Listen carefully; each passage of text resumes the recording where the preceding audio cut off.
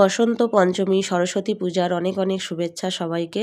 তো সকাল সকাল মা মেয়েতে মিলে ঘরে ছোট্ট করে সরস্বতী পূজার আয়োজন করেছিলাম।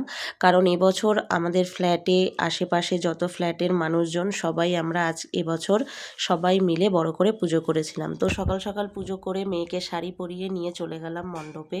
তো আজ যেহেতু নেতাজি সুভাষচন্দ্র বসুর জন্মদিন, তো সেটার উপরেই আমরা প্যান্ডেলের থিমটা রেখেছিলাম, মানে আমাদের জাতীয় পতাকার উপরে। তারপর সকাল সকাল যেহেতু ঠাকুরমশাই চলে এসেছে আর ছোট ছোট বাচ্চারা যেহেতু উপোস ছিল, সেই জন্য প্রথমে পুজোর কাজটা করে নেওয়া হলো, অঞ্জলিটা হয়ে গেল।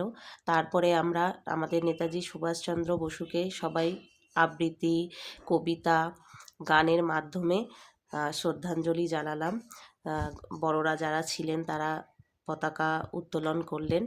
তো আজকের দিনটা সরস্বতী পূজা ও সুভাষচন্দ্র বসুর জন্মদিন দুটোকে মিলিয়েই খুব সুন্দরভাবে আয়োজন করা হয়েছিল, আর সকলে খুব সুন্দরভাবে আনন্দ করে পুরো দিনটা আমরা কাটালাম।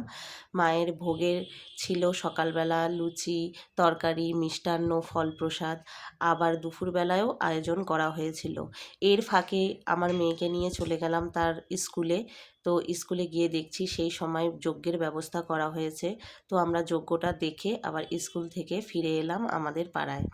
তো দুপুরবেলাতেও ভোগের ব্যবস্থা করা হয়েছিল, খিচুড়ি, লাবড়া, বেগুনি, চাটনি, পাঁপড়, তা সবটা মিলিয়ে পুরো দিনটা খুব সুন্দরভাবে আজ আমরা কাটালাম।